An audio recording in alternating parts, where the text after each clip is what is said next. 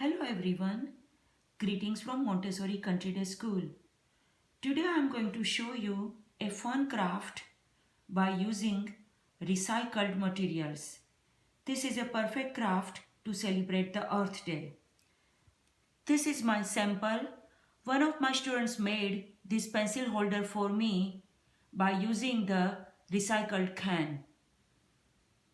For this craft, you will need the empty can of soup or beans or any other vegetables. So empty the can and wash it off. Make sure to remove any of the paper from this can. It should look like this. These are the some of the materials which you can use to decorate the can. This is the liquid glue. I made the tissue square so it is easy for a child to use. You can use the squares of construction paper also, depending on what materials you have available. And actually these squares I was saving for the tissues from the gift wrapping, so this is also a recycled material. These are some sequences which you can put once you are done gluing the tissue squares.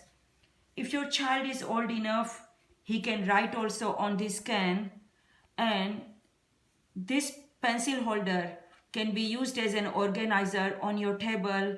You can use it to store pencils, sharpies, markers, anything you want. Happy Earth Day. Thank you for watching.